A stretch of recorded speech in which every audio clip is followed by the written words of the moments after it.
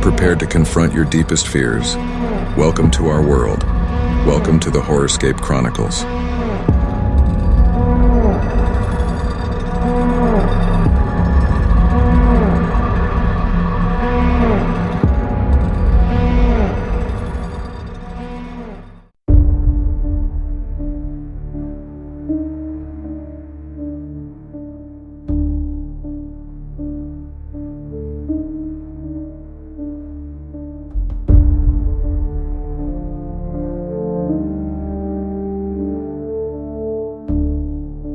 उत्तर प्रदेश के बलिया जिले के बाहरी इलाके में एक पुरानी हवेली थी, वीरान, धूल भरी और समय के थपेड़ों से जर्जर। गांव वाले उस हवेली से दूर ही रहते थे। कहा जाता था कि वहां कभी एक पूरा परिवार नरसंहार का शिकार हुआ था और तब से हवेली शापित है।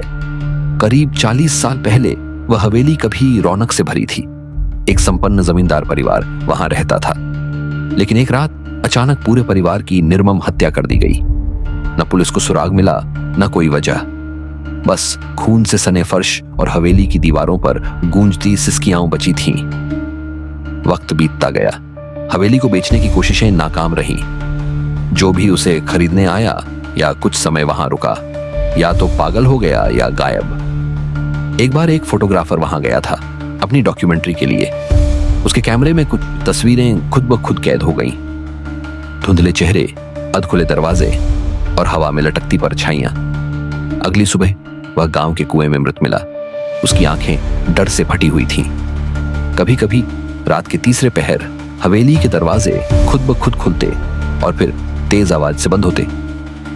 वहां से अजीब सी गंध आती थी, जैसे सड़े हुए मांस की। कुछ ग्रामीणों का दावा था कि उन्होंने वहां औरतों की चीखें और बच्चों के रोने की आवाजें सुनी हैं, लेकिन जब भी कोई जाकर देखने की कोशिश करता, दरवाजे खुद बंद हो जाते।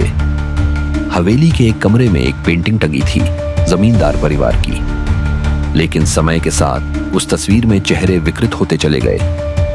तस्वीर के लोग अब मुस्कुरा नहीं रहे थे, उनकी आंखों से खून टपकता दिखता। एक रात गांव के कुछ लड़कों ने हिम्मत करके उस हवेली में कैमरा लगाकर रिकॉर्डिंग करने की योजना बनाई। कैमरा सुबह मिला, चालू हालत में, लेकिन उनमें से कोई भी लड़का नहीं लौटा। आज भी वह हवेली वैसी ही खड़ी है, टूटी, भुतही और सन्नाटे में डूबी।